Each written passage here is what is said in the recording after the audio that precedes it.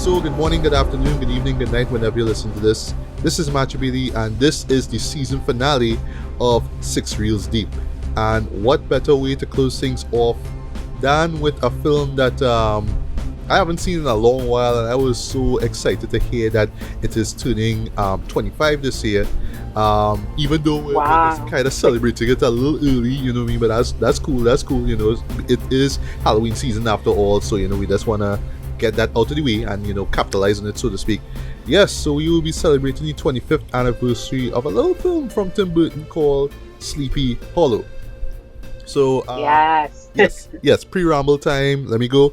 All right, so this, believe it or not, is the third of 8 collaborations between Tim Burton, Johnny Depp, who I call his creative muse, and his muse, yes. Yeah. I mean, Johnny, right? Tim Johnny, right? And of course, his go-to composer, Danny Elfman. Yeah, this is the third of the 8 collaborations that they've done together, right? The first 2 are, of course, Edward Scissorhands and Edward. You know, I really love Edward. Yes. And the other 5 are Corpse Bride, which I like. I remember seeing it theatrically, but for some odd reason, I never rewatch it. No, I don't know why. It just sort of like same. Yeah, it's just I never got around to rewatch it, but I really should, right?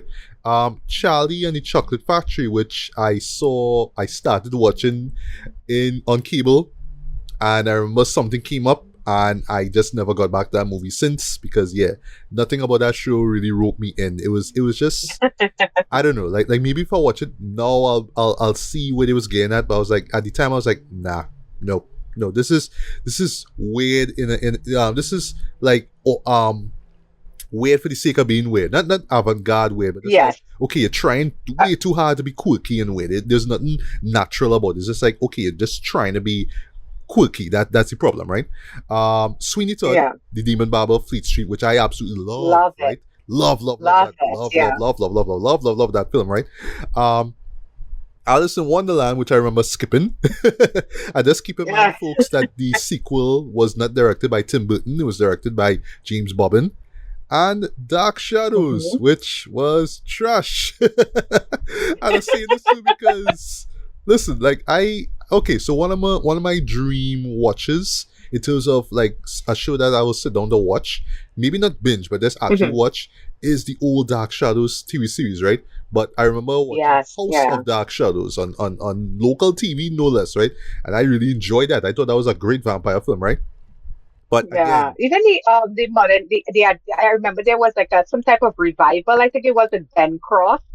I remember that one. Okay. I remember that one, and I enjoyed that as well. This was not that. This was again, so weird. You're trying hard to be this quirky, weird comedy. I'm like, no, that's not what Dark Shadows is about. Like, it's gothic horror.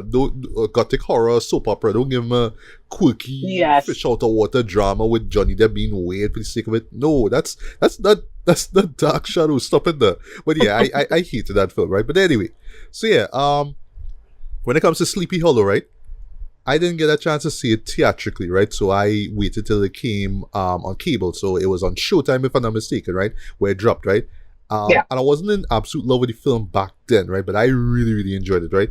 And this was actually the first R-rated Tim Burton film I ever saw, right? Because I didn't see Edward till years later, and I love Edward, right? Right. I think I must have watched it a couple more times afterwards, but for some reason I just never had the reason to rewatch it. I feel like this is the thing with Tim Burton films, with the exception of Batman and Batman Returns, which I own on Blu-ray, right? But then I found out that it was still 25 years old this year, so yeah, I took it, right? But I'll share my thoughts on it now when I jump into the review of it, right?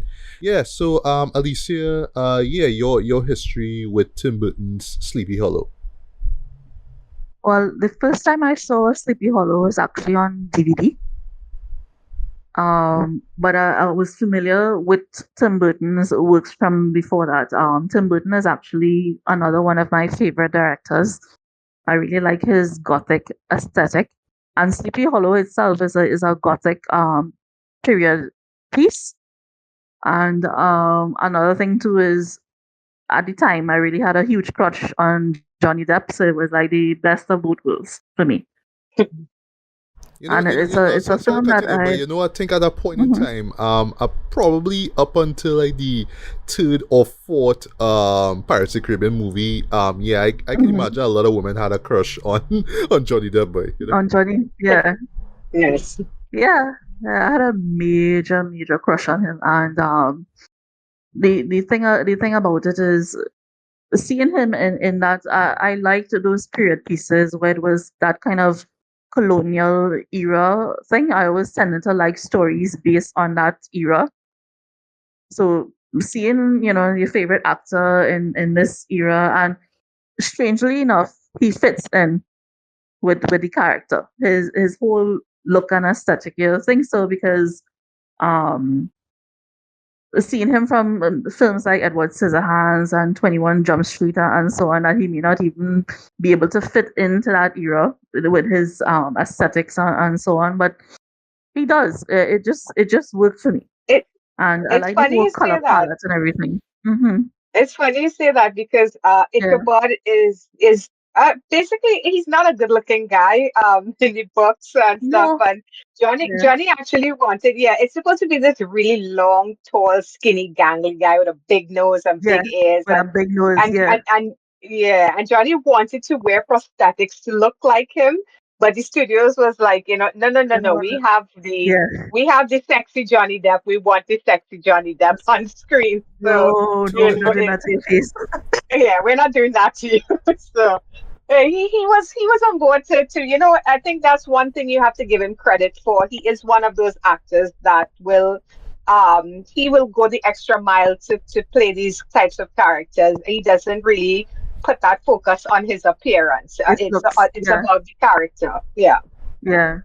And it's so weird because he had so many women fawning over him over the years, and he doesn't give a damn about his appearance. But Right, right. yeah, going back to the story, it is Sleepy Hollow is something that I watch every Halloween, like clockwork. Every Wow. single year since I've I seen it, feel left out I here. would watch Sleepy Hollow. Yeah, it just feels with Yeah, that Halloween vibe kind of thing. I don't know if summer it feels the same does. way. Yes. Yeah, Yes, absolutely. All right, all yeah. right. So. Well, before I kick things off, right? Where would you Mhm. rank this as far as your favorite Tim Burton films? Um, I think I would rank it as my favorite, above Edward Scissorhands. Edward Scissorhands would probably be my second. I think Right. I could safely say that Sleepy Hollow is my favorite book. Okay. Wow, wow, wow, wow. All right, nice. All right. So yeah, Summer, your history with Tim Burton's Sleepy Hollow. Well, like most people, my introduction to Burton was, I think it was Nightmare Before Christmas. And then he made my favorite Batman of all time. I absolutely love Batman Returns. I don't care what anybody says. I think that movie's perfect. I love And Batman Returns too. I thought I was one of the right, few who right, loves it. Right? Yeah. right. And then I did see years ago. I don't think I've ever seen it more than once, but I remember seeing the Disney animated version of Ichabod Crane and Sleepy Hollow. Um, and then of course with Britain, Britain's name attached to this, I just had to see it because I always, yeah, when I was younger, I was really into always loved horror, but his way of shooting things, that eerie sort of dreamlike nightmare type of thing he goes for.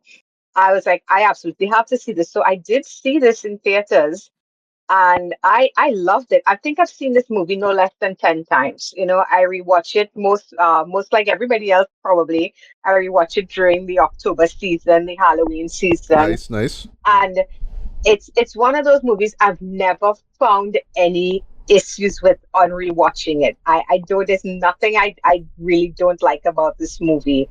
So yeah, I am excited for us to get into it and talk about it because this is one of my favorites when it comes to Britain. It might just be, I think after the Demon Barber, this Ichabod Crane, this version of Ichabod might just be my favorite in terms of Britain movies. That might be it for me there. Batman Returns, the Demon Barber, and yeah, this. You know, funny thing, I think in terms of ranking it, it's the same with me. I think that I would put this as my third favorite, Tim Burton film, right? And I will put Edward as my fourth favorite as well, right? Even though I enjoyed it, but that because Right. that's a biography, and not a horror or action film or whatever, or gothic film or whatnot. I'll put Yes. it as fourth, but I still love it, right? Yeah, so yeah, like you, I just found myself absolutely enjoying this, and I was so surprised at how brilliant it is. Though it's just one of those shows, like seeing it after all these years, like wow, like this movie was so great, and like I was sleeping, like sorry, not sleeping on it, but like I just never rewatched it for some weird reason. I'm like, Appreciated what? it like Yeah, that. appreciated. Yes. That's it, right? Yeah. Yeah. The opening sequence for this, though, sets the tone of the film brilliantly, in my opinion, where you see this wealthy man by the name of Peter Van Garrett, right? You see his son Dirk Van Garrett, right? And in this horse and carriage, Yes. and you see they pass by this cornfield where you see the scarecrow with a jack-o'-lantern for a head, right? And just to touch on the art direction fit, right? So the Oscar it won for that, though, is rightfully deserved. Boy, this is a gorgeously Yes. gothic looking film, though, like just the visuals though from start to end though Yeah, the look costumes, fantastic. the Costumes, visuals, yes. the set pieces, yeah, it all Yeah. works. And it really does remind me of Bram Stoker's Dracula, both of which have excellent art direction and costume design Yes. as well, right? And fun fact, Francis Ford Coppola was the executive producer of this film. When I saw his name and I saw his company, American Yes. Zoetrope, I was like, yep. Yeah, right?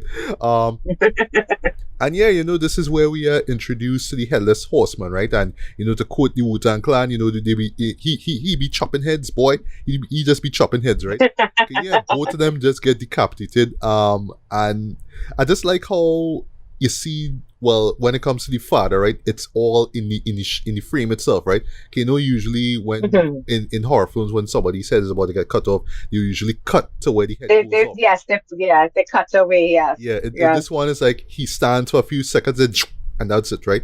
But anyway, so Johnny Depp now plays Ichabod Crane, right? Who is this New York police constable, right?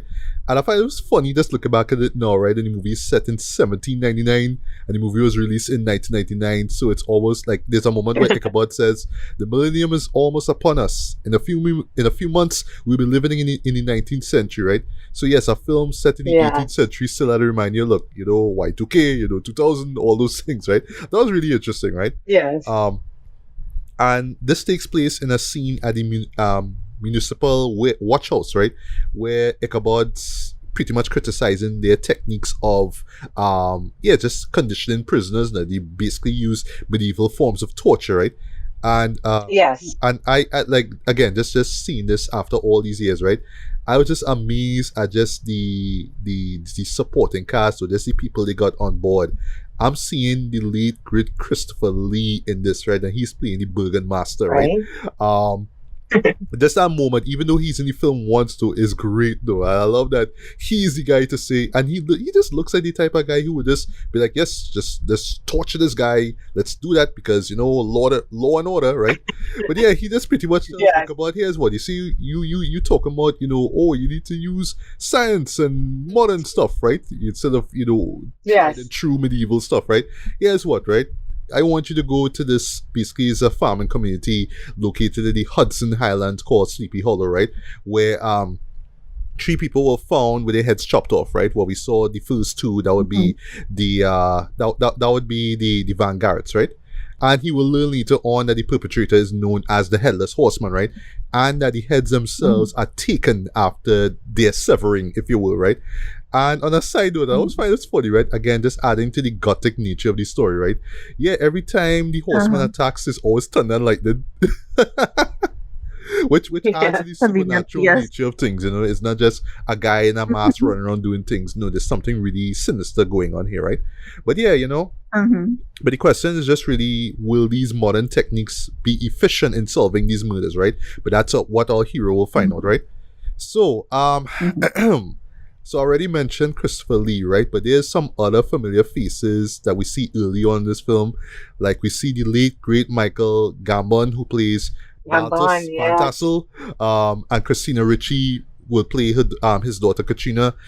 You'll see Casper Van Dien, who I always remember from Starship Troopers. I think that's like his best role. Yeah, he plays Yes. well, the best film he's in, sorry. He plays Rom Van Brunt, right? I mean these names, right? And yeah, basically he's the one who pretty much tracking Katrina, but she not interested. And it gets even worse though because when Ichabod shows up, he gets a kiss from Katrina while she's playing this game, right? While she's immediately. My boy Ian McDiarmid, right? Who you would know as Palpatine from the Star Wars prequels, right? Well, Star Wars in general, right? Yeah, he plays Dr. Thomas Lancaster. We have Jeffrey Jones from Beetlejuice, who plays Reverend Steenwick. Ooh. Yeah. Ooh. And I will say just to touch briefly on Beetlejuice. How they incorporate his character in that film was weird. It was just It's hilarious, I think. I think it was their way of kind of giving a middle finger way to do to. it. It's one of those like awkward humor moments. It's like this is so bizarre, but I'm laughing because it's so weird, Jen. I was laughing too, but it's just so unbelievably weird, Joe. Tim Burton style. I feel it was like them trying to say, this is what should happen to you in real life. Because you're a freaking perv. Yeah, boy. Right. But right, so back to the film. The late great Richard Griffiths, who you remember as Vernon Dursley in the Harry Potter films, he plays Magistrate Samuel Phillips. And the OG Alfred Pennyworth himself, the late great Michael Gould. Yes. He plays Notary James Hardenbrook, right? So yeah, there's a lot of names, right? And on a side note, right, Mark Pickering, right? If you're familiar with the Boardwalk Empire series from HBO, great series in my opinion. Yeah, he plays Nucky Thompson, great because the show is a gangster drama, right? Yeah, he plays young Masbat. I didn't even know he was in this. So I was like, okay, like when I saw the name, I was like, wait, where this name is from? And then I saw, Boardwalk Empire. Oh, that's you. Okay, right? But yeah, he plays the son of a man who was slain by the horseman. You see what happens later. Well, when he gets killed later on in the film, right? And I'll throw another name. Christopher Walken, who plays the headless horseman, right?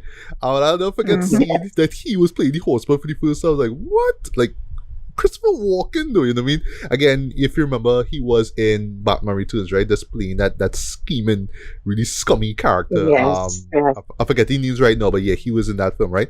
But anyway, we get this narrated backstory into how bloodthirsty he was as this Hessian mercenary, and he was involved in the American Revolutionary War, right? And yeah, he is so over the top in this sequence, though, with the filed teeth and how his eyes are so wide and just the roars. He's always like, rah! Every time he like charges. He never speaks. Yeah. No. And for me, the first part of this sequence is reminiscent of a moment in the opening of Bram Stoker's Dracula, right? Where you're seeing this battle, but it's not like you're seeing it's not like a bunch of extras. You see, like, in the foreground, what looks like puppets just moving about now, like some stiff marionette kind of puppets being moved, right? And I always remember that being so, like, just a great creative technique used in the opening of Bram Stoker. If you remember, there's a moment where Dracula himself was in the armor and he was just like chopping people. And you're just seeing like you're seeing archers and spearmen, but those aren't real extras. Those are puppets that they use to kind of create the feel that he's in a battlefield. They do something like that in this. I'm like, all right, this is cool, right? It's supposed to be theatrical. That's the point of it, right? And yeah, even the way he's Burton is all about theatrics. Yes. And even the way he's introduced is theatrical to the character of the Headless Horseman, with him on horseback and that kind of stuff. It's like, what? You know what I mean? But the scene, of course, ends with him being chopped, his head chopped off by his own sword, right? In this area known as the Western Woods, right? And of course, I love the fact that Ichabod still believes that the killer is just this human being and he's not some headless phantom seeking revenge, right? Right. And one thing I really admire about this movie, right, is that Johnny Depp couldn't just play an ordinary person, Nope, he's in a Tim Burton movie, so you have to be quirky in some way, shape, or form, right? I love that he has like a nervous wreck, basically. I actually found out that he based his performance a bit off of Roddy McDowell's performance in Fright Night. And Okay. now that I know that, I can't Ah, unsee it because it is, if you watch those makes sense. movies back to back, it actually is quite close, the way, the way Roddy plays the character as well. Yeah, All right. I didn't interesting. know that. Also, note to Me self, either. Yeah. right? I need to rewatch the original and the remake because I remember seeing the remake of Fright Night in cinema, and I thought it was good. It was I good. didn't, yeah, I didn't hate it either. I know a lot of people did. I didn't hate it either. I Yeah, still no. adore the original, but I Hmm. don't think I think the remake gets a lot of hate that it doesn't deserve. Yeah, Yeah, yeah. I saw it in cinema and I yeah, liked I it. I thought it agree. was cool. But anyway, right? But yeah, Yeah. yeah, Hmm. dude have like a bag with like these, like I would say, like a Batman level worth of gadgets inside this bag. Like he have these vials of powders and he have, but what he catch me with though is the specialized pair of glasses he have. The glasses have a Yes. telephoto lens. There's a telephoto Hmm. lens on one of the, Yeah. like what? Is the type of character that only someone like Tim Burton could invent and only someone like Johnny Depp could play? I agree to Yes. Mhm. disagree. No, Yeah, I do. Of course. No, I agree. I do know that Johnny wasn't the studio's first choice. They wanted somebody like maybe Liam Neeson or somebody like that to play the Hmm. character. Daniel Day-Lewis, I think, was another name that got dropped around. Really? And yeah, and they wanted Ichabod to be almost like an action star, an Hmm. action wow. type of character. And Burton insisted, like, no, this is a man who he's going to be fragile and he's going to be kind of, afraid of everything, but also still, you know, um, out to seek the truth and all of that. And I think that's absolutely the right direction they went in. I feel like if they Hmm. went in the action direction, we would not have been as interest. He would not have been as interesting because we've seen Hmm. that 100 times. It would have basically been like he would have been like a Van Helsing character, and we've seen Yes. that before. And Hmm. Ichabod was never the original character. He's not an action hero. The whole No. point is it's an ordinary person who rises in extraordinary circumstances. So yeah, I absolutely love how he plays this character. Yeah, Hmm. yeah, indeed. Yeah. Alicia, you have anything to weigh in on Johnny Depp's character in the film, at least his persona? Well, I always knew that it always seemed that Tim Burton and Johnny Depp have like a special relationship, like almost like, I don't know, for want of a better way to say, like Johnny was like his muse, in other words, because I think he would design some of these characters based on Johnny Depp. I don't know. That's what it seemed like to me because these characters that he chose and he wanted Johnny to play, it was like it would fit him like a glove, really and truly. Yeah, indeed, indeed. I don't know if that's what you guys think. Like, No, yeah. no, we do, yeah.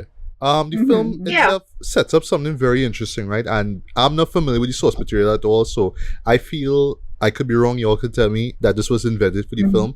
The idea that Ichabod's mother was a witch. Can you see like these flashback Yes, all of sequences? that is for this Yeah, movie.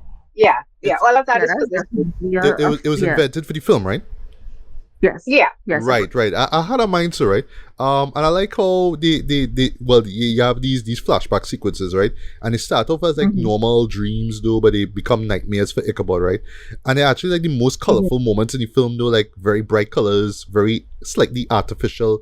Like case in point, Yeah. there's one where you see Ichabod's It's mom very playing outside. Yeah. Hmm. yeah, it's very Hammer Horror Studios, huh? That Yes. those Yeah, bright reds and that sort of thing. Yeah, yeah. yeah, that's true, but still kind of slightly washed out because it have to match the aesthetic of of Sleepy Hollow itself, right? How muted the Hmm. colors are, right? How Hmm. just how muted the colors are, right? And didn't Hmm. notice Mhm. that Lady Crane, that would be Ichabod's mom, was played by Tim's ex-wife. That would be, well, Tim Burton's ex-wife, Lisa Marie, right? Yeah, she also appeared Hmm. in Mhm. Edward, Mars Attacks, and Planet of the Apes, right? I would say Edward, I absolutely Okay. enjoy. Planet of the Apes, I absolutely hate. And Mars Attacks, I saw, but I just never bothered to watch it Just again because it's just too goofy for me. But maybe if I watch it again, I'll be like, yeah. okay, alright, okay. I just show that Burton Yeah. has a history of putting his women in his movies. Yeah, I mean, look at Beetlejuice, right? With Monica Bellucci. Yeah, So, and Sweeney Todd with Oh What's gosh, I'm his forgetting actress name again? Helena Bonham Carter. Helena Bonham Helena Bonham Carter. Carter. Yeah, who Yeah. I'm a huge fan of, though, just in terms of just her characters or Oh, yeah. her performances, right? I love her. Yeah. Yeah. So let's talk about Christina Ricci for a bit, right? So why I find it so funny was when I was rewatching this, right? Is that we always know her as Wednesday Addams, right, from the Addams Family movies, right? And back then we always thought that it was the perfect film for, well, at least the first one was the perfect film for Tim Burton to direct, right? But he was busy working on Batman Returns, right? So the assignment went to Barry Sonnenfeld, right? I actually love the duology, right? Both family movies, right? But now, years later, we get the Wednesday series, which is great in my opinion, and is executive produced by Tim Burton. Alicia, I know you absolutely love Wednesday, right? And yeah, the star of that show is Jenna Ortega, who would end up being in a Tim Burton movie, which is, of course, Beetlejuice, right? So Beetlejuice. full circles. That's what it is, right? But yeah, as Katrina, I like how her character is slowly developed, right? She's in the books, and she gives Ichabod this book about spells in the spirit world. Later on, she takes him to this hut where she used to play as a kid with her mom, and then she carves a circular symbol, and it's like Ichabod remembers it as something that his mom used to do, right? Just these slow little moments, though, just like, oh, this is who she is, right? Because she is also into witchcraft as well too, right? But not in an evil sense, but more of like understanding herself and her place in the world, right? Now, The movie does a great job of making her a sort of red herring character. I think the whodunit is one of the really strong elements of this movie. Agreed. Because she plays a character, with this angelic, yet you get the sense there's this secret Like that she's she hiding has, something. kind of thing. Yeah. So she does a wonderful job of coming across much more mature than she at their age, because they have a huge age difference between them. I think she's wonderful in the role, and a really good fit for a Burton movie. Agreed. So of course there are some sweet kills in this movie, right? So getting back to names, right? So Magistrate Samuel Philippe though gets killed right in front of Ichabod, right? And it's so funny, right? Because like the horseman's blow is so strong that his head spins around a few times, almost kind of cartoon, right, before it lands on the ground. That's The where it fact landed. that Tim have the gall to say, yes, we're going for dark, we're going for grim, but it could be a little funny too, it could have a little humor, a little dark humor too. So yeah, let's have a guy gets his head severed and it just spins around, and the only thing missing is just like a sound effects, like something out of a Looney Tunes cartoon, right? But what makes it real cool is how the horseman rides back, impales the head with his sword, and then rides off. I love that, right? And this is the moment of Where the head land to right between Johnny Depp's legs. yes, right between his legs, right? Yes. And of course, this is the moment where Ichabod sees the horseman for the first time, right? So yeah, all that talk about logic and science are thrown out the window, right? Went out the window. Yeah, Yep. he's seen. I absolutely love his reaction afterwards. Yeah, he's hiding. I love that. That's I like a child, in their bed, and what kills me is the fact that he's acting like they don't believe him, but they're like, yes, we've been telling you this all along. Right, so it's that I love that whole thing. The comedy here is also something that I think a lot of people don't realize. This movie is really, really funny overall. Yes. But despite the humor, though, I like that there are genuine moments of darkness and tension, right? Like with Mr. Killian, right? Who's played by Stephen Waddington, right? Yeah, his death though was really, really grim, right? Because he gets killed, right? And then afterwards the wife, and then even though you don't see it, but yes, his child, like his son, get killed too, right? And that was with him hiding underneath the floorboards. Right? I was like, ooh, jeez, right? And I didn't know this, but I saw the name in the credits. Yeah, the Headless Horseman, as in without the head, is played by my boy Ray Park. Right? Ray Park, right? Yes. I mean, you know how you can tell there's certain movements that Ray makes, no matter who he's playing, whether he's Snake Eyes or Darth Maul. There's a certain way he moves. He has certain signature moves that he does. And you're just like, oh my God, that has to be Ray Park. It's like Andy Serkis. To motion capture is Ray Park to these sorts of characters that don't get to speak. Agreed. And boy, Yeah. 1999 had to be like a year, like a hell of a year for him, right? Because you had this and Star Wars Episode And One, Star Wars, where he yes, played yes, the great villain Darth Mm-hmm. Maul, right? Love that character, right? But yeah, right. Ray Park get to show off some fighting skills because yeah, he's going up against Mr. Killian as well too. I'm like, what? Like genuine fight scenes though, because he's fighting off Killian with 2 axes though. I'm like, what? Like it's so Yeah. awesome, right? It's amazing what they do. The choreography is so tight to Yes. be able Yeah. to do all of that. And I'm sure he couldn't see properly for a lot of it. So the timing has to be perfect. Yeah. It's just, Yeah. I yeah. didn't think about that. Yeah, he can't Yeah, see. neither me. Yeah. Also, there's and speaking of choreography, he even gets to do a 2-on-1 fight similar to Episode 1, right? Because he fights Brom and Ichabod, and even though it's short, I like how tightly choreographed it is, how real it is, the way how Mhm. Ichabod moves, because he's not a fighter, The but Brom I is movement. have a Yeah. little bit of trivia. I have a little bit of trivia there for you. Casper Van Dien actually broke his finger during that fight and didn't tell anybody because he Really? didn't want any of his. Yeah, he didn't want any of his scenes cut down, but he didn't tell anybody that he broke his So he was finger. just doing that in pain. Yeah, he carried out the filming. He was in a lot of pain. He carried out the filming with the broken finger. that is awesome. Well, not the pain, but that's the fact that he Yes. endured it, right? Yeah. He's like, fuck it up. Yes. Yeah, but his death scene is great as well. Okay, yeah, he gets split across between the stomach, like ooh, right. But what makes it interesting though Yeah. is that the horseman does not take his head. So that in itself, there's a clue, like, oh, I could kill you, but I don't have to take your head, right? So that's a little Yeah. red flag as to what. And he also was trying not to kill him. If you notice, he does a lot of walking away in that scene. He's trying to get Mhm. away. So, It's like, all of listen, that I'm is a not interested clue. in you, So just get out of Yeah, my way. Yeah. it's a clue as to what's going on there. But you get in Mhm. his way and he does what he has to do, sort of thing. Yes, Right. yes. And then after Brom's death, now we see another nightmare with Ichabod, right? Involving his mom, right? And to me, this was a scene that always stood out to me, right? So this probably is the bloodiest Iron Maiden scene I've ever seen in a film.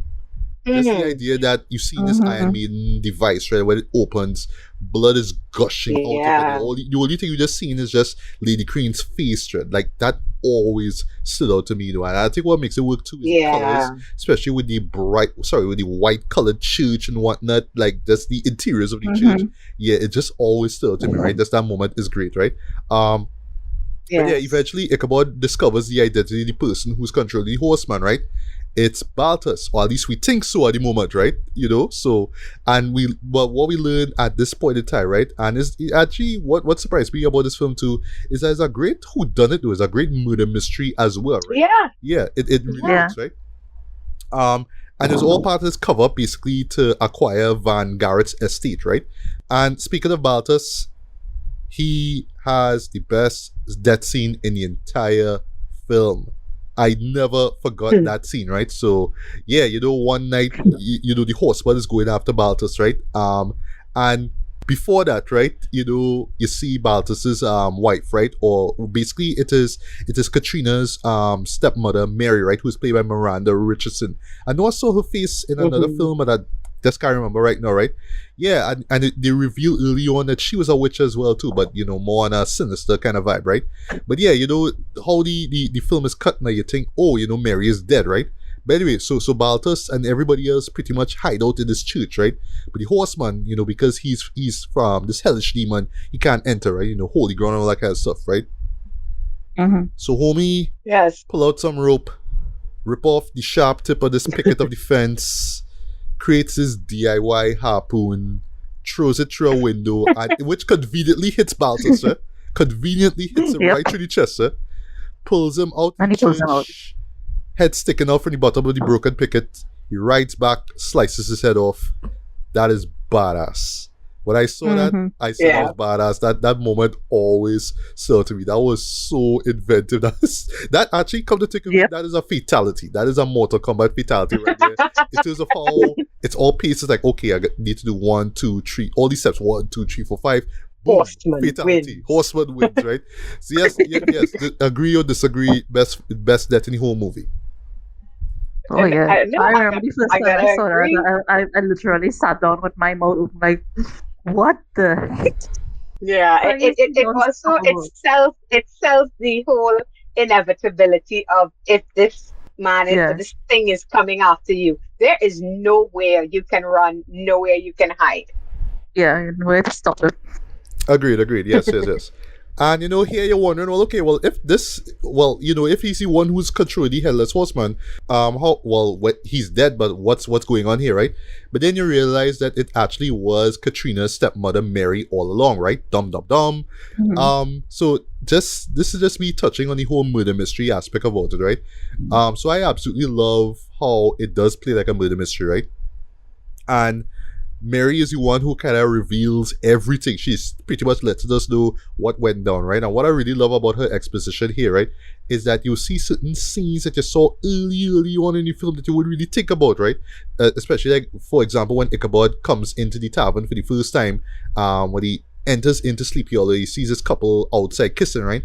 Then he reveal, oh, it's Mhm. one of the elders who was running the town too. It's like, what? You know what I mean? But here's the Hmm. thing about it, right? I could see some people kind of take it, okay, this is a huge stretch here. You're really telling her you orchestrated all this planning you were doing and this revenge scheme from when you were young and all that kind of stuff. I'm like, look, given the nature of the film, I think it makes sense. It's not supposed to be taken too seriously for one thing. And if you look at, like, say, classic mystery films like, say, Chinatown or Maltese Falcon, right? They all those two films in particular have convoluted plots, right? In terms of when it's revealed what's going on, it's kind of convoluted, right? And I say this too because Mhm. it's like, for me, this is not one of those shows that if I were to go back and watch it, like, months from now, I would see the events play out. I'll be like, yep, I know it's gonna happen. I know it's gonna happen. It will still come off like a surprise to me when I watch it again, right? And I think that that's a great moment, right? But I know for some people they would much rather see the mystery play out when they see it again. And if it's too convoluted, it's like, no, this makes absolutely no sense. But I think, like, no, the convoluted nature of it actually kind of works though, in my opinion, right? But yeah, any thoughts on the whole reveal of what Mary was doing behind the scenes, right? What do you think? I just thought it is just classical Tim Burton style because it's very, like you said, it's convoluted, it's theatrical, it's over the top.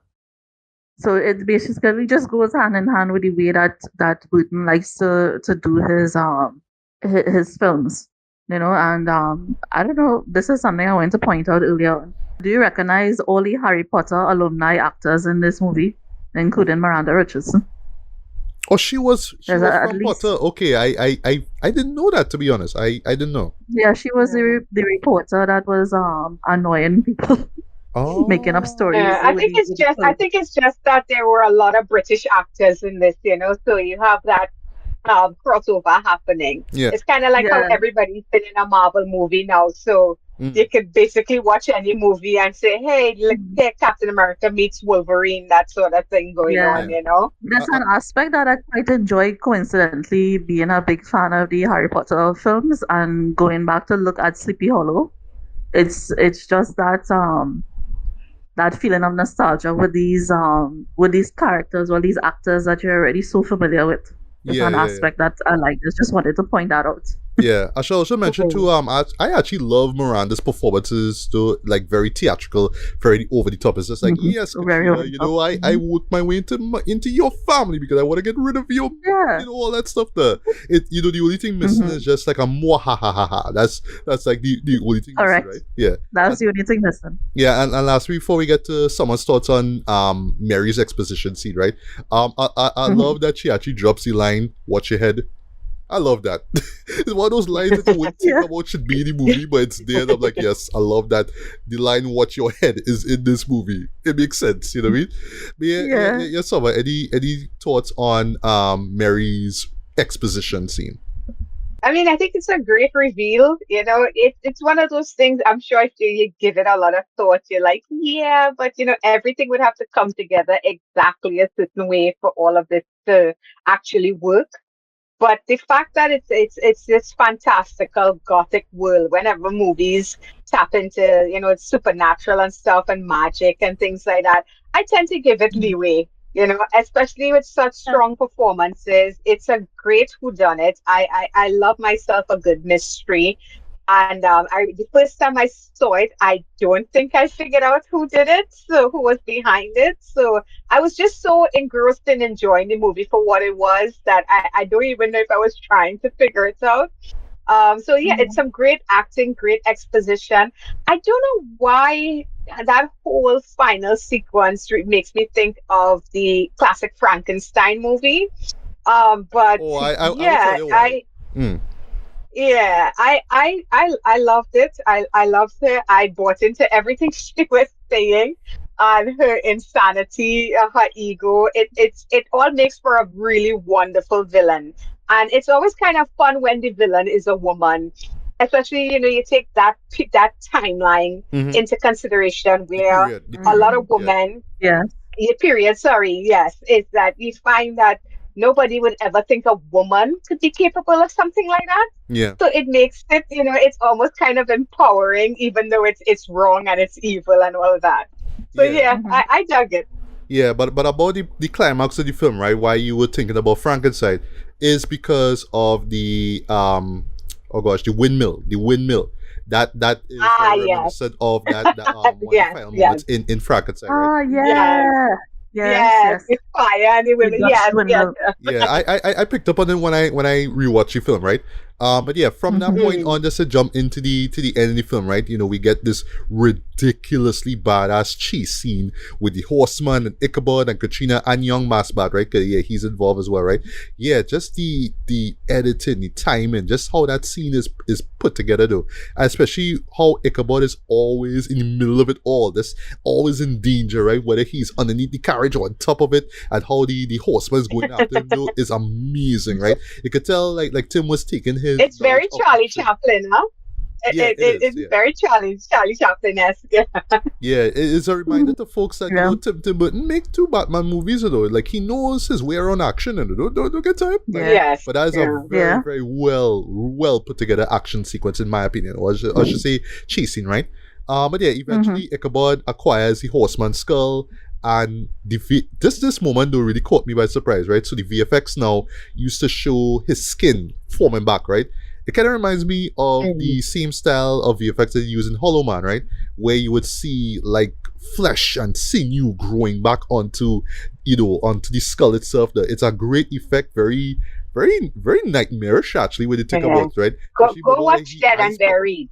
Dead Yeah, and Buried, to okay. see that, like, yeah, the one of the best. It's early. I think it's Stan Winston. Oh, wood, okay. It's masterfully done in that movie. Yeah, Oh, nice, and nice, nice. it's a great movie too. It's a Hmm. great movie, especially for this Halloween season. All right. I'll take it in, right? But yes, very Hollow Man inspired in terms of how the flesh grows back, right? The flesh and muscle grow back onto his face, right? So yeah, Christopher Walken gets his face back, and he's still like rah and all that kind of stuff, right? And he grabs Mary because she was knocked out earlier by young Masbat, right? And goes back to hell where he belongs, right? And this moment also stuck out with me, right? Dude kisses Mary with those foul teeth, though. And I just like that he just sort of like he's like The kiss? sucking on her lips, though. He just pulls it out like rah, and just see blood on their lips, though. I love Yeah. that. It's so demented, but it's so funny at the same time. Yeah, And this it always Christopher grosses Walken me out. just having Yeah. I love that. And yeah, when it comes to Mary, it's like, look, you sold your soul when you were like young, so you kind of get what you deserve. So who cares, right? Bye. You know me that she gone, right? I love that she hand sort of sticks out in. By the way, that whole tree thing, I forget the name of the tree itself, right? That moment where Ichabod is cutting the limb out of one of the limbs of the tree, and you seeing blood. Wow. Yeah. Yes. Yes. Jesus Christ! When you see the skull, when you see the heads inside the bottom of the bark of the tree, I'm like, wow. Yeah. Some of the most morbid, like this movie has some incredibly morbid imagery in this too, like just a bleeding tree and heads stuck inside of a tree. Where I will never like unsee that. I will never unsee that. Right? It's so messed up, right? But anyway, so the show actually ends on a really happy note though, because yes, Ichabod and Katrina and young Masbat head to New York and they pretty much start a new life in a new century together. And that's it. The end, right? So just to get to final thoughts of rating, having seen this film, I haven't seen this film in a long while though, but I was amazed at how entertaining it was, how fun it was, how dark it was, how funny it was. And yeah, I found myself like absolutely loving this film, right? It's one of those films like I felt like I just in retrospect, right? I wish I recapped years before and then I could say, it's one of my favorites, right? But it's a good thing that I checked it out for its anniversary, right?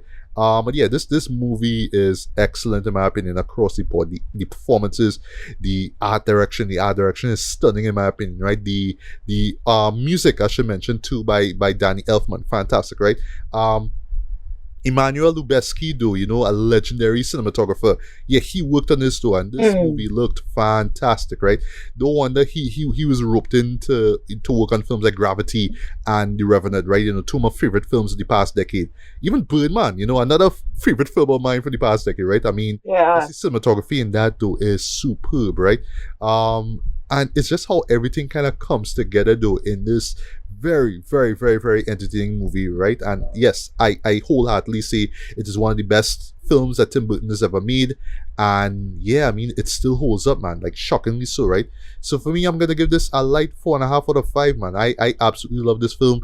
I still put Batman Returns as my top favorite Tim Burton film, right? But I would say, because we mentioned this earlier on Sweeney Todd, which I love Sweeney Todd so much, right? Not sure if I should wait till Christmas to watch Sweeney Todd, if I should watch it in, during Halloween season. I had to make up my mind. I would say it's perfect for Halloween. Yeah, but I have a nice Christmassy vibe too. Like I, similar to Batman Returns. I like cold, dark Christmas movies too. You know what I mean? So yeah, but I'll put Sweeney as I'm with you. Yeah. Yeah, and I'll actually put Sleepy Hollow as my third favorite, and then fourth will be Edward, right? Because yes, as a biography, as a showcase of Johnny Depp's talent, yeah, I absolutely love that film, right? But yes, Sleepy Hollow is fantastic. Absolutely love this film. So yes, Alicia, your final thoughts and rating on Sleepy Hollow. Well, as I mentioned before, it is my favorite Tim Burton film. I watch it religiously every year for Halloween. And I agree with your rating, 4.5 out of 5. If I could give it a 5, I would, because I absolutely love everything about this film, from the performances, the aesthetics, the cinematography, the background sounds, everything I loved about this movie. If I could give it a perfect score, I would. That is how much I love this film. Yeah. And it does stand up, it holds up very well. Very and well. I should mention too, just a fantastic showcase for Ray Park though. Again, 1999 was his year. It was his year, right? Yep. Yeah. So Summer, your final thoughts and rating on Sleepy Hollow. Like you guys, it's top notch Burton for me. Batman Returns will always be my number one, but this is probably my number two, and up there with his Demon Barber. I absolutely love it. This movie, as Alicia said, it holds up so well. It's one of those films that, like John Carpenter's The Thing, for me, that I sit there and I'm watching it and I'm seeing, is it nostalgia? It's not. It's a really well-made film. Costume design, cinematography, atmosphere, acting, pacing, the action sequences, it all works so well. For me, this movie is a solid, I would say, 8 out of 10. And it's definitely one of those movies that I enjoy every single time I revisit it. All right. So before we part ways and wish everybody a happy Halloween, right? I still have not watched the series for this. So I guess y'all could tell me if it's worth watching or if you have saw it. Yes. I would say this series, it started off really well. It was actually a wonderful dive into the world of Sleepy Hollow, a really cool idea. There's actually even some shout outs to Trinidad and Tobago in that series. Where, where they do they had, I think it was a larger blast in it. As one of the monsters of the week. As one of the monsters of the week.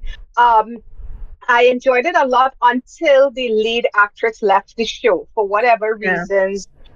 She exited the show. She was sick. Yeah. Oh, okay. I wasn't sure what happened. Deficiency disease, and she had to leave. Oh, I'm really sorry to hear that, and I hope she's Yeah. doing okay. Yeah, the chemistry between her and Tom Myson, who is Tom feels a lot like Tom Ellis. Funny enough, another Tom, from Lucifer.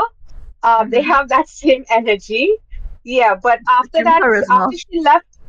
Yes, after she left, the show went downhill. So I would say if you want Yeah. to check out like the first couple seasons, it has some really great world building in it and Yeah. a very cool premise, Hmm. a time traveling premise, so to speak.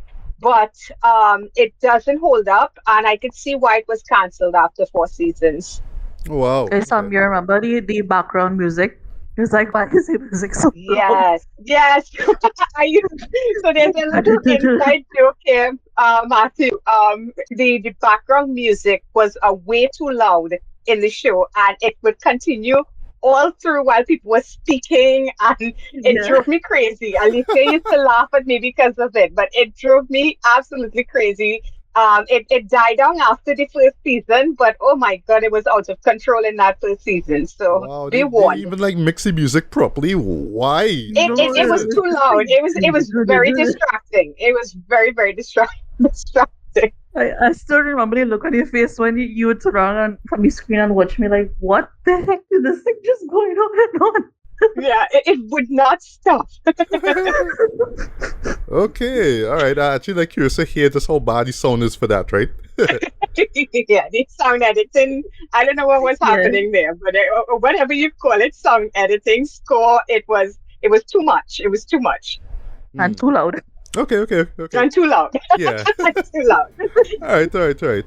And with that, we come to the close of the first season of Six Reels Deep. So yeah, Summer, Alicia, thank you so much for coming through. It was a blast just talking about some great Thanks for horror films having and me. No, remakes. no problem, Matt. And sorry for the problem with the electricity. You know how it is. Yeah. I mean, these things do happen, right? And yes, folks, this has been the first season of Six Reels Deep.